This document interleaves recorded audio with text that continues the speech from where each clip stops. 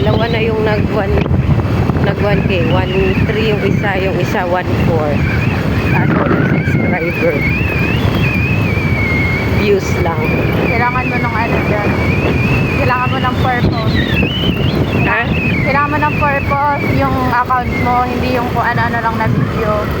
Kailangan mo ng goal. Kunwari, ang purpose mo ay magano ka ng about sa farming, hindi dapat din yung lagi mong pinopost. Oo, farm la. Province life. Ako, kung magkakaroon ako ng content, puro road trip. Yung mga yung mga yung mga nakamotor baga. Tapos naka-video yung nila, yung road trip nila.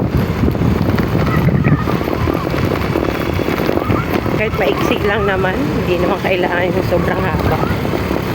Kasi pag sobrang haba, nauuma yung tao. Pag YouTube, kailangan mahaba yun. Kung Reels, siguro, oo. Pag YouTube content, yun na yung may mga editing. Sa YouTube, dapat mga 5 minutes. May YouTube channel ako. Pinapost ko yung mga vlog ko dun dati. Hindi ko lang